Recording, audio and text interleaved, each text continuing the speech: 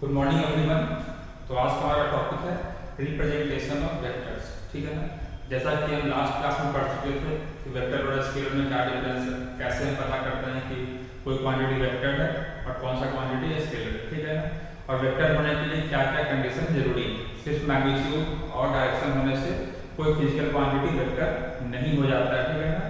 क्योंकि उसे vector law of addition को भी फॉलो करना होता है। ठीक है ना। एग्जाम्पल क्या था, करंट। करंट के पास मैग्नीट्यूड होता है, डायरेक्शन होता है, लेकिन वो वेक्टर क्वांटिटी नहीं होता है क्योंकि वो वेक्टर लॉ ऑफ एडिशन को फॉलो नहीं करता। ठीक है। ये हमने लास्ट क्लास में पढ़ रखा था। ठीक है। आज हम कहाँ से स्टार्ट करेंगे, रिप्रेजेंटेशन ऑफ वेक्टर्स। ठीक है ना। कि वेक्टर को हम कैसे रिप्रेजेंट करें। ठीक है। किसी भी वेक्टर को हम कैसे रिप्रेजेंट करें उसके बारे में आज हम पढ़ेंगे। ठीक है। क्लियर। देखिए, ठीक। तो सपोज करो कि हमारे पास एक फोर्स दे रखा है। जैसा कि जानते हैं फोर्स कैसा क्वांटिटी है, force is a vector quantity. ठीक है। तो हमारे पास एक फोर्स दे रखा है 5 न्यूटन। ठीक। अब अगर आप फोर्स वेक्टर क्वांटिटी है तो क्या क्या बताना पड़ेगा, इसका यूनिट क्या होता है, इसका मैग्नीट्यूड, इसका डायरेक्शन क्या होता है और इसका मैग्नीट्यूड क्या, न्यूमेरिकल वैल्यू क्या होता है। ठीक है। तो हमने बताया कि फोर्स हमारे पास 5 न्यूटन है। तो क्या ये कंप्लीट इंफॉर्मेशन है फोर्स के बारे में। अगर हम बोलते हैं force is equal to 5 newton, तो क्या ये फोर्स के बारे में कंप्लीट इंफॉर्मेशन है? नहीं है। जो हमने क्या करा था, किसी भी वेक्टर को कंप्लीटली स्पेसिफाई करने के लिए दो चीजों का जरूरत होता है। पहला होता है मैग्नीट्यूड। मैग्नीट्यूड में क्या क्या आता है, न्यूमेरिकल वैल्यू और यूनिट। और दूसरा क्या होता है, दूसरा होता है डायरेक्शन। दूसरा होता है डायरेक्शन। ठीक है ना। तो यहाँ पे क्या कंप्लीट है, ये कंप्लीट नहीं है। तो यहाँ पे क्या लिखेंगे हम, 5 न्यूटन फोर्स सपोज करते हैं। डायरेक्शन कुछ भी हो सकता है, मान लेते हैं इसकी तरफ। ठीक है ना। 5 न्यूटन का फोर्स है, इसको इसकी तरफ। ठीक है। तो भाई इसको हम वेक्टर से रिप्रेजेंट कैसे करें, इसको हम वेक्टर से रिप्रेजेंट कैसे करें। कोई भी फोर्स है, उसके पास मैग्नीट्यूड है, डायरेक्शन है, उसको हम वेक्टर से रिप्रेजेंट कैसे करें। ठीक है ना। तो किसी भी वेक्टर को रिप्रेजेंट करने के लिए हमारा पहला काम क्या है, हम एक लाइन ड्रॉ करेंगे। पहला काम क्या है, हम एक लाइन ड्रॉ करेंगे। ठीक है। और दूसरा काम क्या है, हम उस लाइन में एरो लगाएंगे।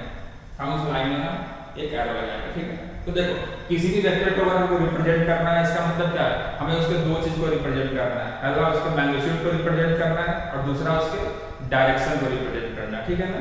पहले उसके मैग्नीट्यूड को रिप्रेजेंट करना है और दूसरे उसके डायरेक्शन को रिप्रेजेंट करना है। तो जैसे हमने लाइन ड्रॉ किया, जो हमने लाइन ड्रॉ किया, फिर हमने एरो ड्रॉ किया। तो पहले बात करते हैं कि वो लाइन क्या रिप्रेजेंट करता है। ठीक है ना। पहले हम बात करेंगे कि वो लाइन जो कि वेक्टर को रिप्रेजेंट करने के लिए बनाया गया है। फिर आपको एक लाइन बनाया गया है, एक एरो बनाया गया है। ठीक है ना। तो हम बारी बारी से देखेंगे कि लाइन क्या रिप्रेजेंट करता है और वो एरो क्या रिप्रेजेंट करता है। ठीक है। तो पहले बात करते हैं लाइन। पहले बात करते हैं लाइन की। सपोज करो कि हमने लाइन ड्रॉ की। ठीक। तो ये लाइन क्या बताता है, इस लाइन का जो लेंथ होगा, इस लाइन का जो लेंथ होगा वो क्या बताएगा, इस लाइन का लेंथ बताएगा उस वेक्टर का मैग्नीट्यूड जिसको कि हम रिप्रेजेंट कर रहे हैं। ठीक है ना। इस लाइन का लेंथ क्या बताएगा, इस लाइन का लेंथ बताएगा वेक्टर का मैग्नीट्यूड जिसको कि हमको रिप्रेजेंट कर रहे हैं। ठीक है ना। अब क्वेश्चन ये है कि हमारे पास वेक्टर का मैग्नीट्यूड कितना है, 5 न्यूटन। ठीक है। हमारे पास वेक्टर का मैग्नीट्यूड कितना है, 5 न्यूटन। और हम बोल रहे हैं इस लाइन का लेंथ जो है वो 5 न्यूटन को रिप्रेजेंट करे। तो मन में डाउट होना चाहिए कि किसी भी लाइन का लेंथ 5 न्यूटन कैसे हो सकता है। किसी भी लाइन का लेंथ, हम खुद ही बोल रहे हैं इस लाइन का जो लेंथ है वो वेक्टर के मैग्नीट्यूड को रिप्रेजेंट करेगा। तो मन में डाउट आना चाहिए कि किसी भी लाइन का लेंथ 5 न्यूटन कैसे हो सकता है। हमने तो पढ़ रखा है लेंथ का ऐसा यूनिट क्या होता है, मीटर होता है, सेंटीमीटर होता है, डेसीमीटर, कुछ भी होता है, लेकिन न्यूटन तो नहीं होता। ठीक है। फिर लाइन का लेंथ 5 न्यूटन कैसे हो सकता है। तो इसको रिप्रेजेंट करने का तरीका क्या है, ऐसे लिखना है। ठीक है। देखो, सपोज करो कि इस लाइन का लेंथ है 1 सेंटीमीटर। सपोज करो कि इस लाइन का लेंथ मान लेते हैं 5 सेंटीमीटर। इस लाइन का लेंथ है 5 सेंटीमीटर। ठीक है। तो हम क्या करेंगे, हम पहले 5 सेंटीमीटर का एक लाइन ड्रॉ करेंगे। हम क्या करेंगे, पहले 5 सेंटीमीटर का एक लाइन ड्रॉ करेंगे। अब ऐसा कंपल्सन नहीं है कि 5 न्यूटन का फोर्स को रिप्रेजेंट करने के लिए आपको 5 सेंटीमीटर का ही लाइन ड्रॉ करना है, ऐसा कोई कंपल्सन नहीं है। ठीक है ना। आप कितने भी लेंथ का लाइन ड्रॉ कर सकते हो। फिर तुम बोलोगे सर ये कैसे सही हो सकता है, एक ही फोर्स को रिप्रेजेंट करने के लिए हम अलग अलग तरह का लाइन कैसे ले सकते हैं, सबका तो लेंथ अलग अलग होगा। और आप ही बोल रहे हैं कि लेंथ जो होता है वो वेक्टर के मैग्नीट्यूड को रिप्रेजेंट करता है। तो मैं ही बोल रहा हूँ कि आप किसी भी लेंथ का लाइन ले सकते हैं, लेकिन आपको बगल में स्पेसिफाई करना पड़ेगा, एक कंडीशन लिखना पड़ेगा। जैसे कि क्या है, इस लाइन का लेंथ किसको रिप्रेजेंट कर रहा है, इस लाइन का लेंथ रिप्रेजेंट कर रहा है 5 मीटर फोर्स का, और हमने कितना सेंटीमीटर का लाइन बनाया है, हमने 5 सेंटीमीटर का लाइन बनाया है, ठीक है। तो हम बगल में क्या लिखेंगे, हम बगल में लिखेंगे 5 centimetre is equal to 5 newton, या फिर हम क्या लिखेंगे, या फिर हम लिखेंगे 1 centimetre is equal to 1 newton. ये बगल में आपको स्पेसिफाई करना होगा, तभी आपका सही है। तो अगर तुम लिखते हो कि 1 से इस लाइन का 1 सेंटीमीटर जो है वो 1 न्यूटन फोर्स को रिप्रेजेंट कर रहा है, तो ये बात मान लिया जाएगा कि अगर 1 सेंटीमीटर 1 न्यूटन को रिप्रेजेंट कर रहा है तो 5 सेंटीमीटर कितने को रिप्रेजेंट करेगा, 5 सेंटीमीटर 5 न्यूटन को रिप्रेजेंट करेगा, ठीक है ना। पहले क्या करना है, लाइन ड्रॉ करना है, उसके बाद स्पेसिफाई करना है कि आपके लाइन का कितना लेंथ कितने फोर्स को रिप्रेजेंट कर रहा है। तो हमने 5 सेंटीमीटर का लाइन ड्रॉ करा, कितने को रिप्रेजेंट करने के लिए, 5 न्यूटन के फोर्स को रिप्रेजेंट करने के लिए हमने 5 सेंटीमीटर का लाइन ड्रॉ करा। तो हम कंडीशन क्या लिखेंगे, हमने जो लाइन ड्रॉ किया है उसका जो 1 सेंटीमीटर है वो 1 न्यूटन फोर्स को रिप्रेजेंट करता है। जैसे हम ग्राफ बनाते हैं, अगर तो ग्राफ में मान लो कि कोई डिस्टेंस बहुत बड़ा 1 किलोमीटर का, तो हम थोड़ा ना लाइन ड्रॉ करते हैं 1 किलोमीटर का, हम क्या करते हैं 1 सेंटीमीटर का लाइन ड्रॉ करते हैं और बगल में लिख देते हैं कि 1 सेंटीमीटर जो है वो 1 किलोमीटर को रिप्रेजेंट कर रहा है, और उसको क्या बोलते हैं, उसको बोलते हैं स्केलिंग, ठीक है ना। इसको बोलते हैं कि स्केलिंग कर रहा है, हम रेशियो से इसको स्केलिंग करते हैं कि अगर हमारे पास बहुत बड़ा डिस्टेंस है या बहुत बड़ा कोई क्वांटिटी है जिसको कि ग्राफ पे रिप्रेजेंट करना है, तो हम क्या करते हैं, हम छोटा सा क्वांटिटी से रिप्रेजेंट करते हैं और बगल में लिख देते हैं कंडीशन कि हाँ इस ग्राफ का जो 1 सेंटीमीटर है वो 10 किलोमीटर को रिप्रेजेंट कर रहा है। तो अगर ऑटोमेटिकली ये मान लिया जाता है कि उस ग्राफ का 1 सेंटीमीटर 10 किलोमीटर को रिप्रेजेंट कर रहा है, तो 2 सेंटीमीटर 20 को रिप्रेजेंट करेगा, 3 सेंटीमीटर 30 किलोमीटर को रिप्रेजेंट करेगा। उसी तरह ऐसा कोई कंपल्सन नहीं है कि आप 5 सेंटीमीटर का ही लाइन ड्रॉ करो, जितना का भी लाइन ड्रॉ करो, लेकिन उसका आपको रेशियो निकाल के 5 न्यूटन लाना पड़ेगा, ठीक है ना। तो अगर आपने 5 सेंटीमीटर लिखा है, इसका तो मतलब क्या, 5 सेंटीमीटर 5 न्यूटन को रिप्रेजेंट करता है, इसका मतलब 1 सेंटीमीटर कितने को रिप्रेजेंट करेगा, 1 न्यूटन, ठीक है। अब मैंने क्या बोला, ऐसा कोई कंपल्सन नहीं है कि 5 सेंटीमीटर का ही लाइन हो। कोई आदमी आया और इस लाइन को ड्रॉ कर दिया 10 सेंटीमीटर का, अपने अपनी मर्जी, क्या ये गलत है, ये गलत नहीं, लेकिन इस आदमी को क्या करना पड़ेगा, इस आदमी को यहाँ पे स्पेसिफाई करना पड़ेगा कि हमारा जो लाइन है 10 सेंटीमीटर का वो कितने को रिप्रेजेंट करता है, वो 5 न्यूटन फोर्स को रिप्रेजेंट करता है। तो उस लाइन का 1 सेंटीमीटर कितने को रिप्रेजेंट करेगा, उस लाइन का 1 सेंटीमीटर 0.5 न्यूटन को रिप्रेजेंट करता है। तो आप लाइन कितना का भी ड्रॉ कर सकते हो, आप 1 सेंटीमीटर का ड्रॉ कर लो, आप 2 सेंटीमीटर का ड्रॉ कर लो, 10 सेंटीमीटर का ड्रॉ कर लो, उससे कोई फर्क नहीं पड़ता, ठीक है ना। अगर तुम चाहते हो कि ये लाइन 1 सेंटीमीटर का हो, वो भी गलत नहीं है, आपने 1 सेंटीमीटर का लाइन ड्रॉ कर दिया, किसके लिए ड्रॉ किया, to represent the magnitude of this force of 5 newton, ठीक है। लेकिन आपको बगल में कंडीशन क्या लगाना पड़ेगा कि हमारा 1 सेंटीमीटर का जो लाइन है वो कितना फोर्स को रिप्रेजेंट करता है, 5 न्यूटन फोर्स को रिप्रेजेंट करता है। इस तरह से आप इस वेक्टर के मैग्नीट्यूड को एक लाइन के लेंथ से रिप्रेजेंट कर सकते हैं। जैसे कि यहाँ पे आपको दिख रहा होगा, इस लाइन का लेंथ क्या बताता है, इस लाइन का लेंथ बताता है कि उस वेक्टर का मैग्नीट्यूड क्या है, ठीक है ना। तो लाइन का लेंथ ड्रॉ करने में कोई बंदिश नहीं है, आपको जितना सेंटीमीटर का मन करे उतना सेंटीमीटर का लाइन ड्रॉ कर लो, बस आपको बगल में क्या करना पड़ेगा, स्पेसिफाई करना पड़ेगा। क्लियर है, यहाँ पे कोई डाउट नहीं होना चाहिए। तो वेक्टर के पास दो चीज होता था, एक होता था डायरेक्शन और एक होता था मैग्नीट्यूड, ठीक है ना। तो मैग्नीट्यूड वाला पार्ट को हमने रिप्रेजेंट कैसे कर लिया, ठीक है ना। मैग्नीट्यूड वाला पार्ट को हमने रिप्रेजेंट कर लिया with the help of A line, और उसको कैसे रिप्रेजेंट करते हैं, उसको स्केलिंग करते हैं। आपको जितना मन उतना सेंटीमीटर का लाइन बना लो, बस आपको बगल में एक कंडीशन लगाना पड़ेगा कि इतना सेंटीमीटर इतने को रिप्रेजेंट करता है, तो इतना सेंटीमीटर हमारे रिक्वायर्ड वेक्टर के मैग्नीट्यूड को रिप्रेजेंट करेगा। तो मैग्नीट्यूड वाला पार्ट क्या हो गया। हम नेक्स्ट क्या है, नेक्स्ट हमें इसके डायरेक्शन को रिप्रेजेंट करना है, नेक्स्ट हमें डायरेक्शन को रिप्रेजेंट करना है। तो 5 न्यूटन को रिप्रेजेंट हो गया, मैग्नीट्यूड वाला पार्ट हो गया।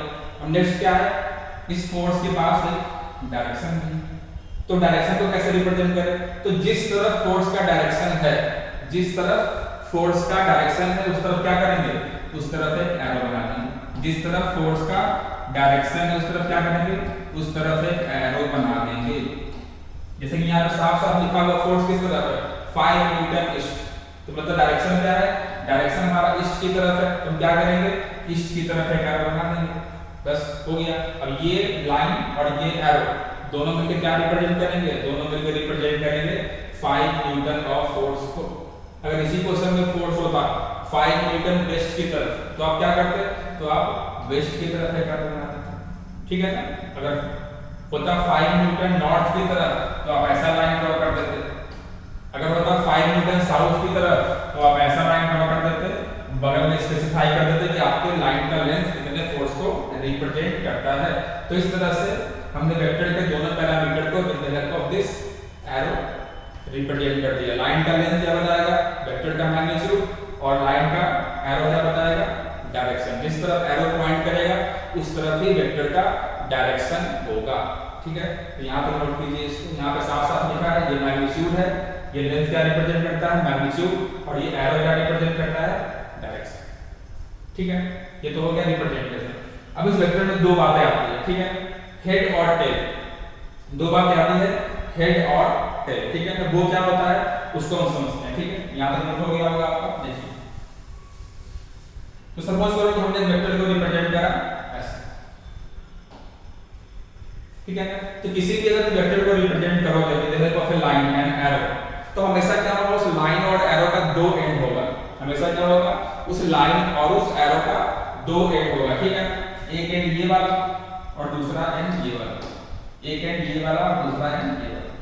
तो जिस तरफ ये एरो पॉइंट का दो ही एंड होगा ना, एक एंड ये वाला, एक एंड एरो वाला, एक एंड वो वाला जिस तरफ एरो पॉइंट कर रहा है, और दूसरा एंड वो वाला जिस तरफ एरो पॉइंट नहीं कर रहा है, ठीक है ना।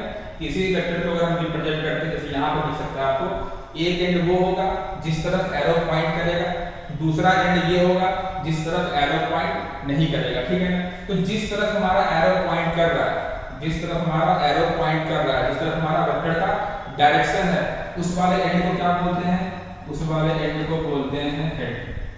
जिस तरफ हमारा एरो पॉइंट कर रहा है, और हम पहले ही बता चुके हैं एरो किस तरफ पॉइंट करता है, एरो हमेशा वेक्टर के डायरेक्शन की तरफ पॉइंट करता है, ठीक है ना। तो जिस तरफ हमारा एरो पॉइंट कर रहा होगा उस वाले साइड को क्या बोलेंगे, उस वाले टिप को क्या बोलेंगे, उसको बोलेंगे हेड। अब दो ही टिप होते हैं, एक वाला हेड हो गया जिस तरफ एरो पॉइंट कर गया, ठीक है। तो जो दूसरा टिप बच जाएगा, जो दूसरा टिप बच जाएगा उसको क्या बोलेंगे, उसको हम बोलेंगे टेल, ठीक है ना। किसी वेक्टर का दो टिप होता है, ठीक है ना। जिस तरफ एरो पॉइंट करेगा या फिर जिस तरफ डायरेक्शन है उस वाले टिप को क्या बोलेंगे, उसको हम हेड बोलेंगे, और जिस तरफ उसके अलावा जो बच जाएगा उसको हम टेल बोलेंगे, उसको हम टेल बोलेंगे। अब देखो मैं ये स्टेटमेंट नहीं बोल रहा हूँ जहां पे एरो होता है वहां पे हेड होता है, मैं ये बोल रहा हूँ जिस तरफ एरो पॉइंट कर रहा है उस तरफ हेड होता है। अब ये दोनों चीज दो बात है। अगर मैं ये बोलता कि जहां पे एरो होता है वहां पे हेड होता है, और जहां पे एरो नहीं होता वहां पे टेल होता है, तो ये गलत भी हो सकता है। कैसे, देखो सपोज करो कि हमने एक वेक्टर बनाया है, ये वेक्टर का मैग्नीट्यूड हो गया, और हमने एरो ऐसे बना दिया, ऐसे बना दिया, इस एंड पे जाके एरो बना दिया। लेकिन हमारा एरो भले ही ये एरो उठ के यहाँ से यहाँ आ गया, लेकिन एरो हमारा किस तरफ पॉइंट कर रहा है, ये एरो किस तरफ पॉइंट कर रहा है, ये एरो पॉइंट कर रहा है ईस्ट की तरफ, और ये एरो भी किस तरफ पॉइंट कर रहा है, ये एरो भी ईस्ट की तरफ ही पॉइंट कर रहा है। तो एरो का पोजीशन चेंज होने से वेक्टर के डायरेक्शन में फर्क नहीं पड़ता है, ठीक है ना। बस तुमको ये देखना है कि एरो किस तरफ पॉइंट कर रहा है। एरो चाहे यहाँ हो, चाहे यहाँ हो, चाहे यहाँ हो, चाहे यहाँ हो, इसके पोजीशन में चेंज होने से वेक्टर के डायरेक्शन में चेंज नहीं होता, ठीक है ना। तो ये वेक्टर भी किस तरफ पॉइंट कर रहा है, ईस्ट की तरफ पॉइंट कर रहा है, ये वेक्टर भी किस तरफ पॉइंट कर रहा है, ईस्ट की तरफ पॉइंट कर रहा है। अब तुमको अगर इस वेक्टर में बोला जाएगा कि इस वाले वेक्टर के रिप्रेजेंटेशन में आप हेड और टेल खोजिए, तो अगर मैंने आपको ये पढ़ाया होता कि जहां पे एरो होता है वहां पे हेड होता है, और जहां पे एरो नहीं होता वहां पे टेल होता है, फिर तो तुम बोलते यहां पे हेड होता है क्योंकि एरो तो यहां पे आ गया। लेकिन मैंने आपको क्या बताया कि जिस टिप की तरफ एरो पॉइंट करेगा, जिस दो ही टिप होता है ना, एक टिप ये, दूसरा टिप ये, एक टिप ये और दूसरा टिप ये, दो ही टिप होता है, इसमें से एक को हेड होना है, दूसरे को टेल होना है। तो कभी भी ये नहीं बोलना है कि जिस यहाँ पे एरो रहेगा वहां पे हेड होगा ना, जिस टिप की तरफ एरो पॉइंट करेगा ठीक है ना। जिस एंड की तरफ एरो पॉइंट करेगा या फिर जिस तरफ वेक्टर का डायरेक्शन होगा उस तरफ क्या होगा, उस तरफ हेड होगा, और जिस टिप की तरफ एरो पॉइंट नहीं करेगा उस तरफ क्या होगा, उस तरफ टेल होगा। ठीक है ना। तो एरो के पोजीशन पे हेड और टेल डिपेंड नहीं करता है। हेड और टेल किस पे डिपेंड करेगा कि एरो किस तरफ पॉइंट कर रहा है। हो सकता है एरो इस एंड में हो लेकिन पॉइंट किस तरफ कर रहा है, पॉइंट कर रहा है ईस्ट की तरफ, तो ईस्ट की तरफ हेड होगा और वेस्ट की तरफ टेल होगा। तो जिस तरफ दो ही टिप होता है, जिस तरफ एरो पॉइंट करेगा उधर हेड और जिस तरफ एरो पॉइंट नहीं करेगा उस तरफ टेल। ठीक। तो कभी भी ये नहीं बोलना है कि जहां पे एरो होता है वहां पे हेड होता है, जहां पे एरो नहीं होता है वहां पे टेल होता है। हमेशा क्या बोलना है, जिस तरफ एरो पॉइंट करता है उस तरफ हेड होता है और जिस तरफ एरो पॉइंट नहीं करता है उस तरफ टेल होता है। क्लियर। यहां पे कोई डाउट नहीं होना चाहिए। ठीक है ना। तो अभी हम क्या करेंगे, हमने वेक्टर का रिप्रेजेंटेशन सीख लिया है, तो अभी इस पे हम 2-3 क्वेश्चन करेंगे। ठीक है, 1-2 क्वेश्चन करेंगे जिससे कि आपको आपका जो थोड़ा कॉन्सेप्ट है वो थोड़ा और क्लियर हो जाए। ज्यादा हार्ड है नहीं इसमें, बस आपको 2 चीज करना है। पहले वेक्टर के क्या करना है, पहले वेक्टर के मैग्नीट्यूड को रिप्रेजेंट करना है with help of A line. फिर क्या करना है, वेक्टर के डायरेक्शन को रिप्रेजेंट करना है with the help of an arrow. Clear. यहां पे नोट कीजिए। आगे बढ़ते हैं यहां से।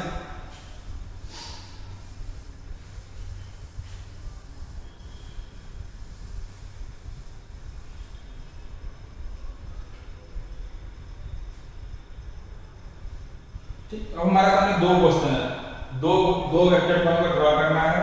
Draw the following vectors. 5 Newton vector है, डायरेक्शन किस तरफ है, 37 डिग्री ईस्ट ऑफ साउथ।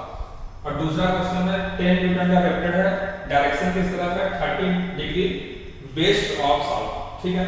तो इन 2 क्वेश्चन को पहले करने से पहले हम थोड़ा सा एक अच्छा सा इजी क्वेश्चन करते हैं। ठीक है। इजी क्वेश्चन क्या है, सपोज करो हमारे पास एक वेक्टर क्वांटिटी है 10 न्यूटन वेस्ट की तरफ, 10 न्यूटन वेस्ट की तरफ। हम क्या करेंगे, इसको हमको रिप्रेजेंट करना है। पहले इसको रिप्रेजेंट करेंगे, मैग्नीट्यूड को कैसे रिप्रेजेंट करेंगे, एक लाइन खींचेंगे। ठीक। फिर कैसे रिप्रेजेंट, फिर डायरेक्शन किस तरफ है, डायरेक्शन हमारा वेस्ट की तरफ है तो वेस्ट की तरफ है एरो लगा देंगे। और इसका लेंथ कितना हो जाएगा, इसका लेंथ हो जाएगा जो कि 10 न्यूटन को रिप्रेजेंट करेगा। ठीक है ना। तो बोलोगे सर हमने लिखा नहीं कंडीशन वगैरह, तो देखो वो समझने की बात थी कि हाँ आपको कंडीशन लिखना है। जनरली जब तुम क्वेश्चन को सॉल्व करोगे ना तो सिंपल एक लाइन भी फिक्स करोगे ना तो एग्जामिनर समझ जाएगा कि हाँ तुम्हारा जो लाइन है वो वेक्टर को रिप्रेजेंट करना है। ठीक है ना। हमेशा बैठ के स्केल से नापना नहीं है, हमने 5 सेंटीमीटर का लाइन खींचा फिर बैठ के स्केलिंग लिख के कंडीशन लिख लिया, नहीं। इस लाइन का लेंथ को अगर थोड़ा सा बढ़ा भी दोगे ना तब भी कोई फर्क नहीं पड़ेगा, तभी वो माना जाएगा कि वो 10 न्यूटन को रिप्रेजेंट करेगा। ठीक है ना। जो लाइन का लेंथ है वो थोड़ा थोड़ा आगे पीछे हो जाए, किसी का 5 सेंटीमीटर है किसी का 7 सेंटीमीटर है, उससे कोई फर्क नहीं पड़ेगा। एग्जामिनर मान लेगा कि लाइन का लेंथ मैग्नीट्यूड को रिप्रेजेंट कर रहा है, उसमें थोड़ा बड़ा चलेगा चेंज। लेकिन जो डायरेक्शन वाला पार्ट है, जो एरो वाला पार्ट है, इसमें नॉट अ सिंगल % का एरर होना चाहिए, इसमें कोई एरर नहीं होना चाहिए। अगर वो वेस्ट की तरफ है तो वेस्ट की तरफ ही एरो होना चाहिए, उसमें कोई गलती नहीं चलेगी। ठीक है ना। जब हम मैग्नीट्यूड लिखते हैं ड्रॉ करते हैं थोड़ा सा लाइन का लेंथ ज्यादा होता है, कोई दिक्कत नहीं है। और आपको बैठ के स्केल से नापना भी नहीं है, बैठ के कंडीशन भी नहीं लिखना है कि हमारा लाइन 15 सेंटीमीटर का है, 15 सेंटीमीटर 10 न्यूटन को रिप्रेजेंट करता है तो 1 सेंटीमीटर इतने को रिप्रेजेंट करेगा, वो सब लिखने की जरूरत नहीं, बस वो समझने वाली बात थी। ठीक है ना। कि अब लाइन छोटा बड़ा किसी की कॉपी में कम जगह है छोटा लाइन ड्रॉ कर सकता है, किसी की कॉपी में ज्यादा जगह है बड़ा लाइन ड्रॉ कर सकता है, नॉट एन इशू। लेकिन जो डायरेक्शन वाला पार्ट है, जिस तरफ डायरेक्शन बोला गया है उस तरफ ही डायरेक्शन होना चाहिए, उसमें कोई 1% का भी एरर नहीं चलेगा। अगर वो वेस्ट की तरफ बोला है तो वेस्ट की तरफ ही होना चाहिए। ठीक है ना। दूसरा क्वेश्चन लेते हैं, 10 न्यूटन का फोर्स है साउथ की तरफ, हमें कैसे रिप्रेजेंट करेंगे, इसको कुछ नहीं करना है, बस हमें क्या करना है, साउथ की तरफ पॉइंट करते हुए एक लाइन को ड्रॉ करना है। यहाँ पे लिख देना है 10 न्यूटन। जैसा कि हमने बोला कि लाइन के लेंथ को कोई नहीं देखेगा। ठीक है ना। लाइन का लेंथ आपका ज्यादा है कि छोटा है, बस हमने एक लाइन बनाया, बगल में 10 न्यूटन लिख दिया, सबने मान लिया कि आपका जो लाइन है वो 10 न्यूटन फोर्स को रिप्रेजेंट कर रहा है। ठीक है ना। सब लोग इसमें इंटरेस्टेड है, सब लोग इंटरेस्टेड है आपके डायरेक्शन में देखना है कि आपने डायरेक्शन किस तरफ पॉइंट किया है, क्या आपका डायरेक्शन डायरेक्शन जो क्वेश्चन में दे रखा है उसी तरफ पॉइंट किया है या उसके अलग कुछ किया है। ठीक है ना, सब लोग इसी में इंटरेस्टेड है। ठीक है, तो लाइन के लेंथ को लेकर ज्यादा लोड नहीं लेना है, मेन क्या देखना है कि किस तरफ ये डायरेक्शन पॉइंट कर रहा है। क्लियर, ये दोनों इजी क्वेश्चन थे। एक और इजी क्वेश्चन करते हैं, देखो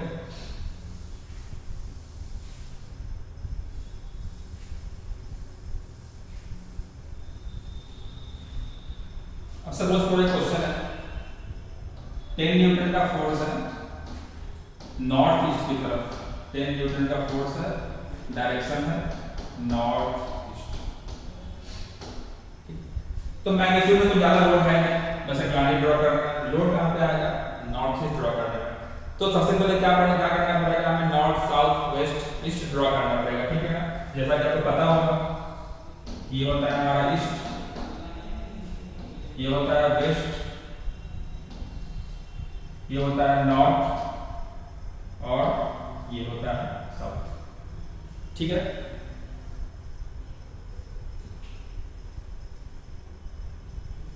हमें क्या करना है, नॉर्थ ईस्ट को ड्रॉ करना है। तो नॉर्थ ईस्ट क्या होता है, नॉर्थ और ईस्ट के बीच में जो बाइसेक्टर होता है, नॉर्थ और ईस्ट वाले लाइन का जो बाइसेक्टर होता है उसी को क्या बोलते हैं, उसी को बोलते हैं नॉर्थ ईस्ट।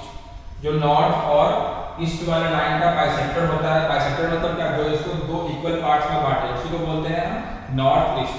तो नॉर्थ और ईस्ट के बीच में कितना एंगल बन रहा है, 90 डिग्री बन रहा है।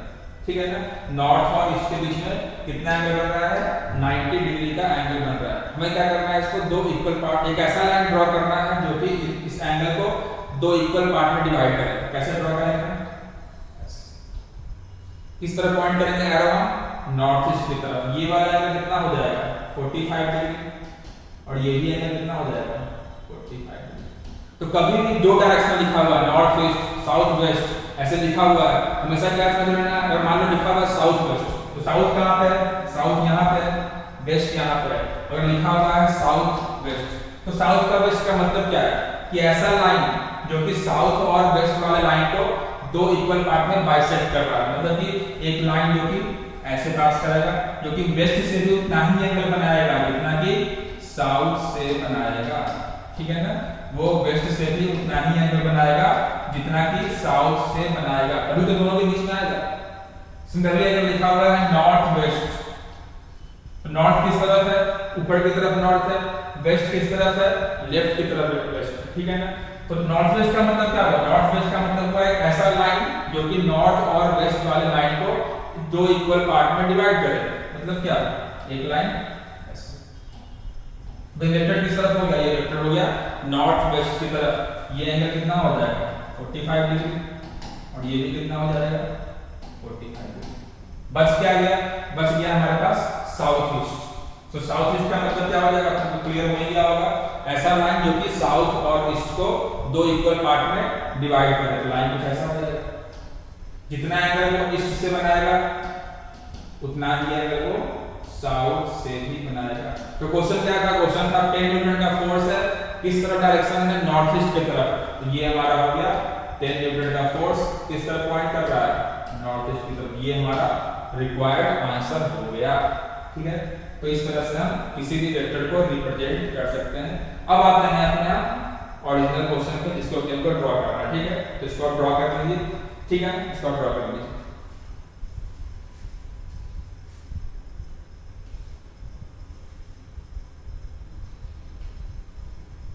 ठीक है, तो वापस अपने क्वेश्चन पे आते हैं।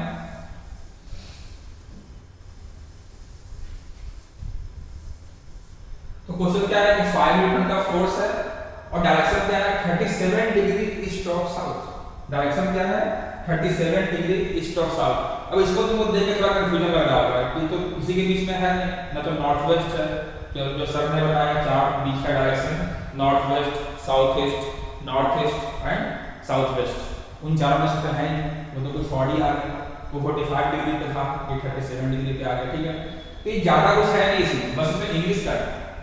फिजिक्स इसमें कम है, ज्यादा क्या है, ज्यादा इसमें इंग्लिश का लोचा है। ठीक है, इसको सॉल्व करते देखिए।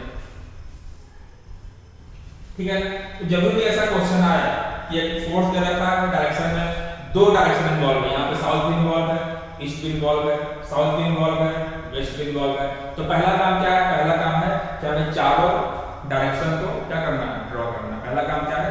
चारों डायरेक्शन को हमको ड्रॉ करना है। ठीक है, ड्रॉ करते हैं। ये हमारा हो गया ईस्ट, ये हमारा हो गया वेस्ट, ये हमारा हो गया नॉर्थ और ये हमारा हो गया साउथ। ठीक है, तो मैग्नीट्यूड वाले मैग्नीट्यूड जो है 5 न्यूटन, इसका तो ज्यादा लोड है ही नहीं, हमें पता है मैग्नीट्यूड के लिए क्या करना है? सिंगल एक लाइन ड्रॉ कर देना है, वो मैग्नीट्यूड को रिप्रेजेंट करेगा। ठीक है ना, लाइन का लेंथ अगर थोड़ा थोड़ा ज्यादा कम हो भी जाता है तो उससे कुछ फर्क पड़ने वाला है नहीं, लेकिन जो डायरेक्शन वाला पार्ट है उसमें थोड़ा भी एरर नहीं आना चाहिए। ठीक है, तो डायरेक्शन क्या बता रहा है यहाँ पे? डायरेक्शन बता रहा है 37 degree east of south, 37 degree east of south. तो पहले तो देखते हैं कि अगर लिखा हुआ है ईस्ट ऑफ साउथ, कोई तुमसे बोले कि आपको ईस्ट ऑफ साउथ जाना है, कोई तुमसे बोले कि आपको ईस्ट ऑफ साउथ जाना है, तो आप किधर जाओगे? ठीक है ना, कोई आपसे बोले कि आपको ईस्ट ऑफ साउथ जाना है तो आप किस तरफ जाओगे? क्या लिखा हुआ है? ईस्ट ऑफ साउथ, मतलब क्या? इसका हिंदी में नहीं क्या? ऐसा क्वेश्चन आता है, इसका हिंदी सोचो, इंग्लिश में नहीं सोचना, पहले इसका हिंदी सोचो कि ईस्ट ऑफ साउथ का मतलब क्या होगा? कि हमें साउथ से ईस्ट जाना है। ठीक है ना, ईस्ट ऑफ साउथ, हमें साउथ से ईस्ट जाना है, तो साउथ हमारा कहां पे है? साउथ हमारा यहां पे। ईस्ट हमारा कहां पे है? ईस्ट हमारा यहां। अब अगर हमको साउथ से ईस्ट जाना है तो हमको कितना एंगल कवर करना पड़ेगा? हमें कवर करना पड़ेगा 90 डिग्री।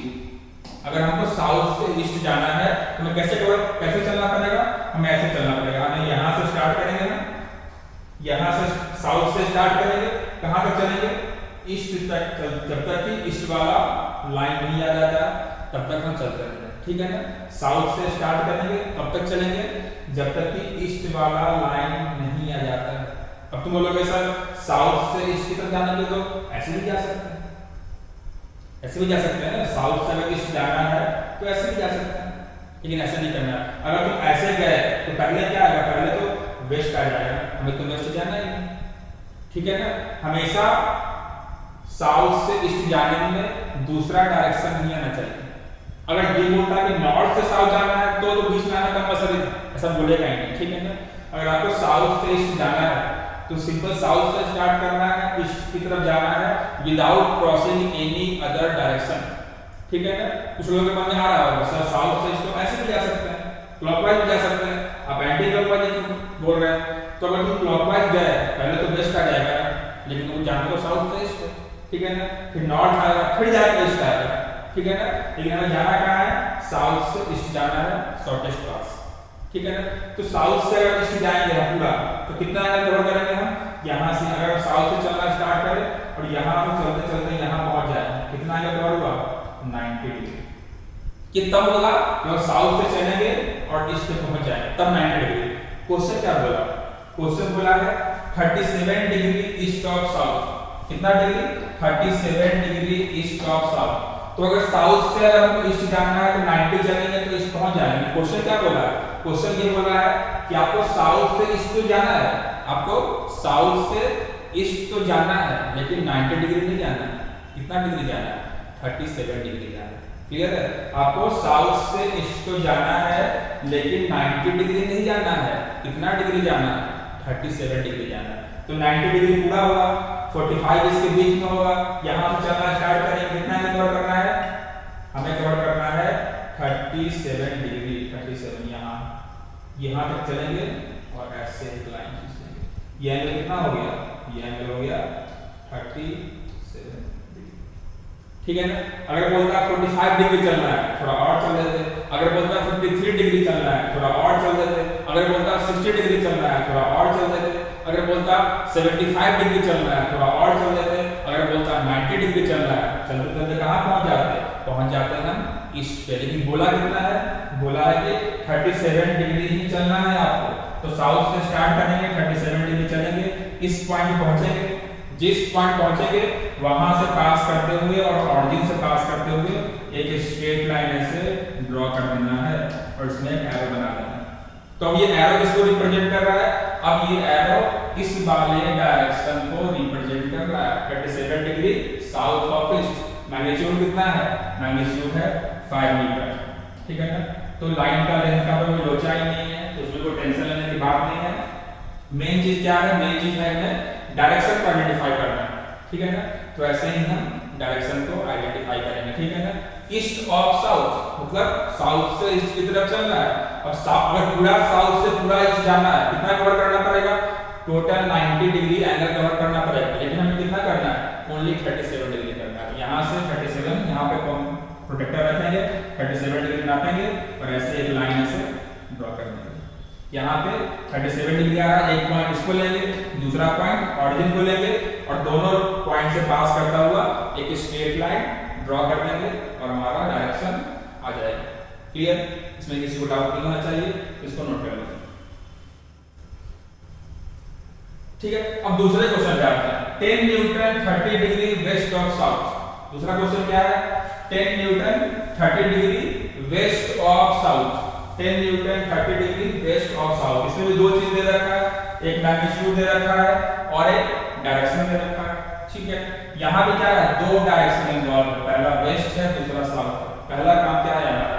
मैग्नीट्यूड के बारे में तो सोचना ही नहीं, उसका कोई दिक्कत ही नहीं है, थोड़ा ज्यादा भी लेंथ का ड्रॉ हो जाएगा, नो इशू। दिक्कत क्या है? डायरेक्शन का, क्योंकि यहाँ पे दो डायरेक्शन इन्वॉल्व है, तो क्या करेंगे? पहले सारे डायरेक्शन को हम ड्रॉ कर लेते हैं, ठीक है। ड्रॉ करते हैं इसको। ये हमारा हो गया ईस्ट, ये हमारा हो गया वेस्ट,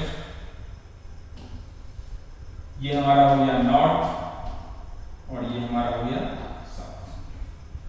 क्या बोल रखा है? पहले एंगल में देखना है, पहले देखना है क्या हो? West of south. क्या दे रखा है?